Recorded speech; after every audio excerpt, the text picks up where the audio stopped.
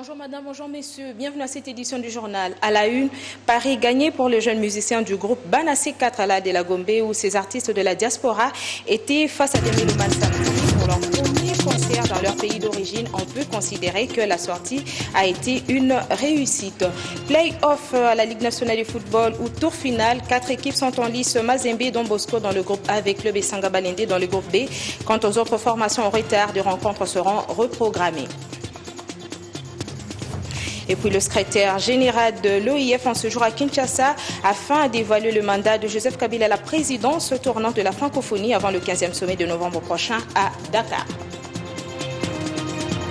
Bienvenue à tous. L'ancien chef de l'État sénégalais sera par ailleurs décoré des insignes de la République démocratique du Congo avant de faire le tour des personnalités qui ont eu chacune à son niveau à traiter d'un quelconque dossier durant les 2 années au cours desquelles le pays a présidé aux destinées de l'espace universel francophone. Abdou Diouf tient à terminer son propre mandat à la tête du secrétariat général de l'organisation dans un succès total.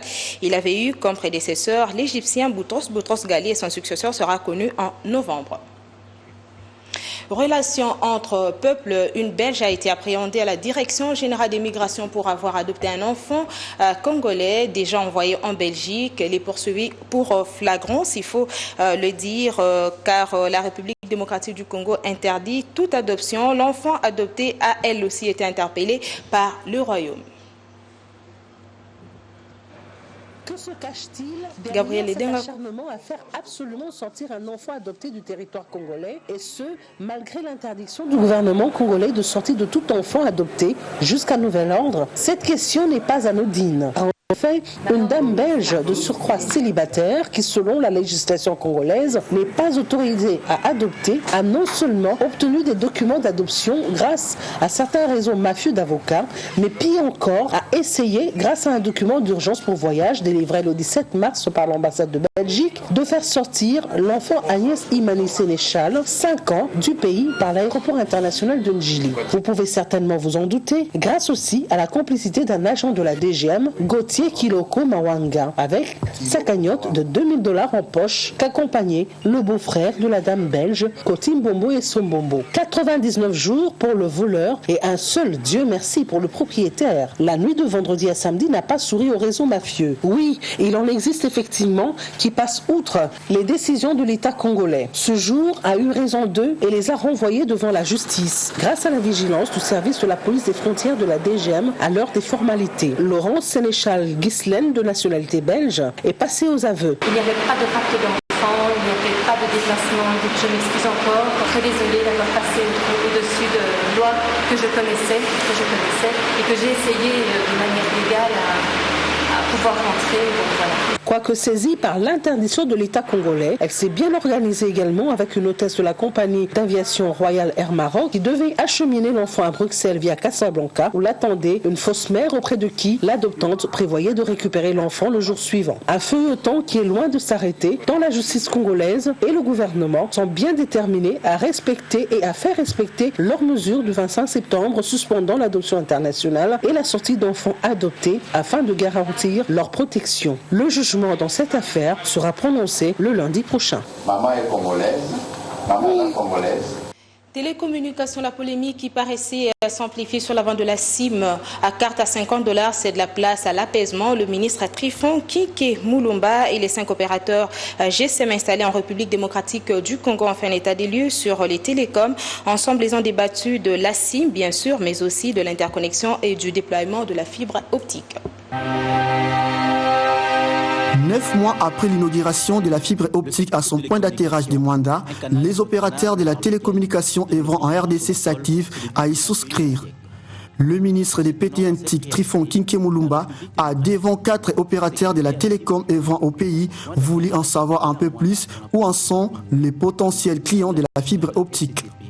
Ces derniers ont manifesté leur détermination à basculer vers la connexion à très haut débit. Le ministre nous a interpellé sur ce point. Je crois qu'il y a un problème d'information.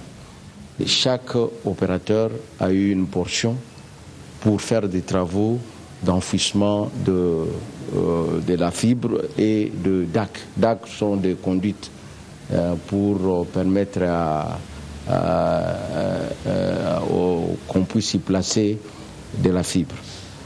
Pour RTL, en ce qui nous concerne, nous avons terminé tous les travaux et sur la partie qui est la nôtre, notre fibre a été également posée. Autre point abordé par le ministre est l'interconnexion obligatoire et il a par la même occasion condamné le fait que certains opérateurs en sont arrivés à se traduire en justice sur ces sujets.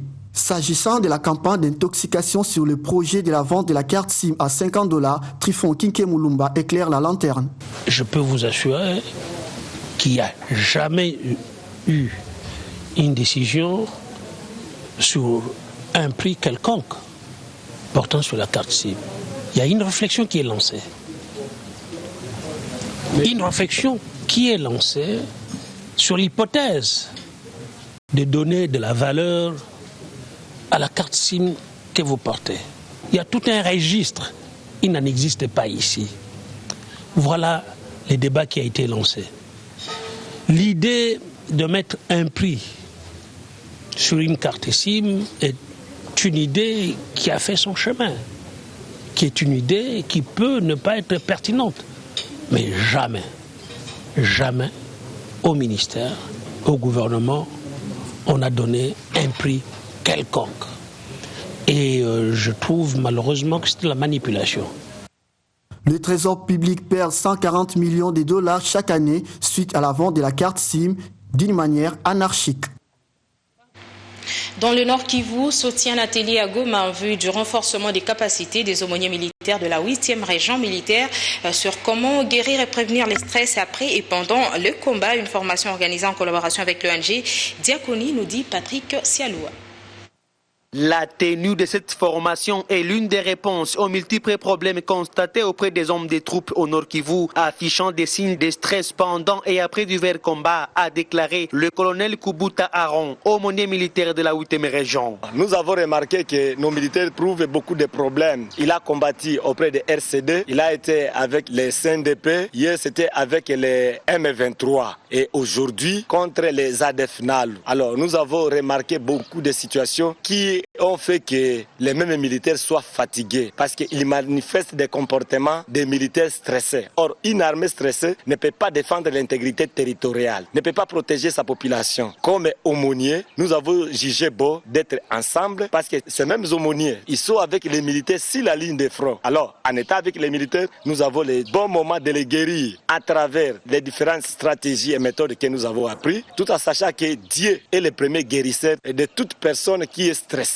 La victoire des FARDC sur la rébellion du M23 est le fruit de l'accompagnement psychologique des hommes des troupes par l'aumônerie militaire, a martelé le colonel Kubuta. Vous savez que notre armée est en train de monter en puissance. C'est pourquoi l'expérience que nous avons vécue avec les opérations de M23, les aumôniers protestants ont joué le rôle d'abord d'un aumônier comme encadreur moral et spirituel. Et encore, nous avons joué le rôle aussi d'un psychologue. Et c'est pour cette raison que vous avez le bilan qui est très positif partant du témoignage du comportement des militaires sur la ligne de front parce qu'ils étaient bien encadrés par les aumôniers. C'est pourquoi le commandant région n'a pas hésité pour autoriser à ce que les mêmes aumôniers puissent encore regrouper les gens pour savoir comment aider cette armée. Ils sont 105 aumôniers militaires venus de toute la province qui sont en contact direct avec les hommes des troupes qui ont participé à cette formation financée par l'ONG internationale Diakonie. Patrick Sialou Amombere a par ailleurs approché le secrétaire général de la CIRGL en séjour à Goma et qui croit à une région des Grands Lacs totalement pacifiée, parlant du dialogue demandé par l'FDLR avec le gouvernement rwandais. Le professeur Alphonse Toumbalwaba affirmait que le dialogue sera possible avec les non-génocidaires. Et ça fait 12 années que je suis dans ce processus. Je peux vous dire que pour la première fois, j'ai l'impression, presque la certitude, que nous avons atteint un seuil d'irréversibilité vers la stabilisation et la consolidation de la paix. Il y a le fait non seulement qu'il y a une brigade spéciale de la MONUSCO, mais il y a aussi le fait que les forces armées congolaises ont pu démontrer sur terrain qu'elles sont en train de monter en puissance. Et également les États de la région, la CIRGL, la SADC, qui sont déterminés à faire en sorte qu'on consolide la paix et que maintenant on puisse s'occuper du développement durable. Je suis optimiste. La position de la CIRGL, c'est que d'abord et avant tout, les FDLR constituent une force négative à éradiquer, qu'elle doit disparaître. Bon, ils doivent subir un traitement militaire. Ils doivent faire l'objet d'une pression militaire. Alors à ce moment-là, s'ils nous disent qu'ils ont déposé les armes, il ne suffit pas de déposer les armes à côté de soi, il faut les remettre. Et puis ceux qui veulent maintenant rentrer au Rwanda peuvent y rentrer à travers un processus DDRRR. Donc moi je vous dis, s'ils ont les armes en main, ils devront subir un traitement militaire. Ceux qui accepteront de déposer les armes, de les mettre de côté. Mais ensuite, vous savez qu'il y a quelque chose sur laquelle on ne peut pas transiger.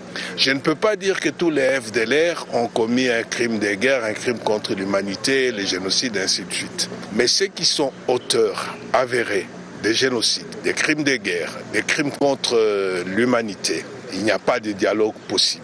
Parce que même les lois d'amnistie n'accordent pas l'amnistie à ce genre de crimes. Pour tous les autres, on étudiera cas par cas.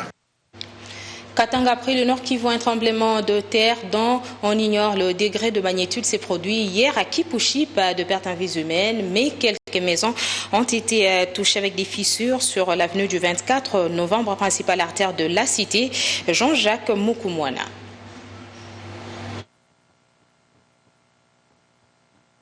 Nous y reviendrons. Nous sommes en début de semaine et les confrères s'expriment dans cette édition du journal.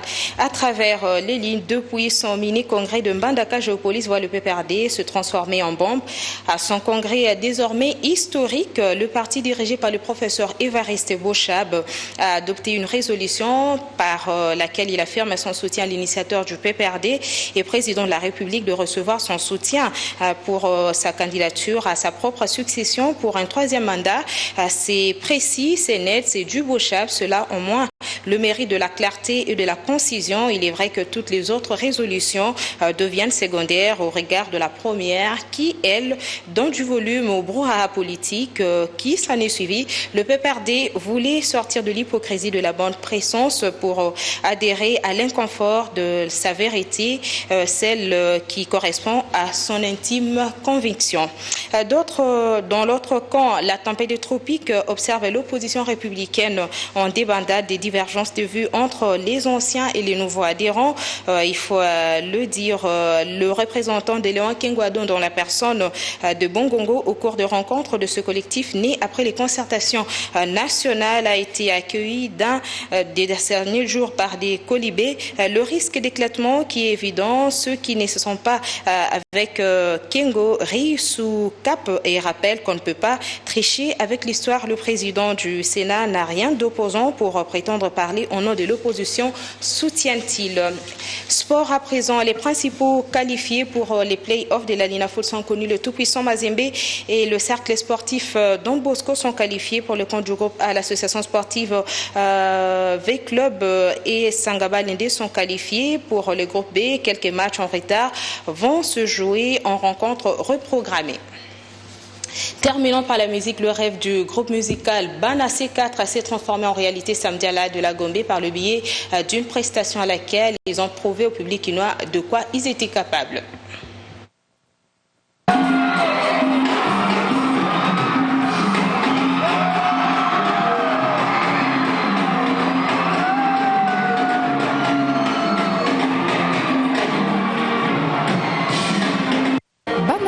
À Kinshasa, un coup de C, coup de maître. Ces jeunes talentueux qui font objet d'une attraction considérable de jeunes européens ne sont pas passés à côté de l'essentiel face au public quinois.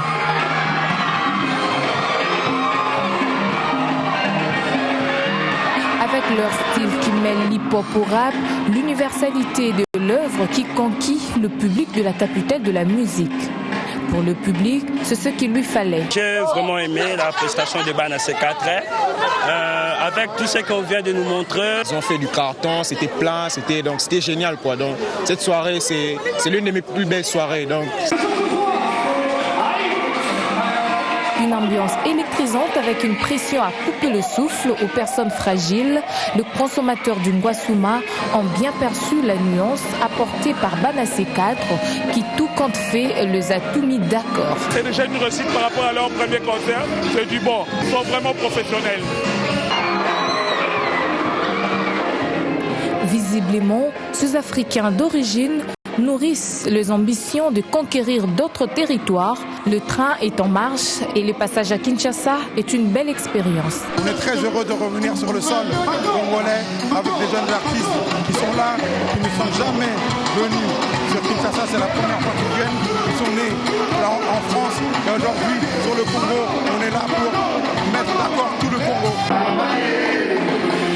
Cette première avec Banassé 4 à Kinshasa aurait été un rendez-vous ténu, une réponse aux attentes des uns et des autres.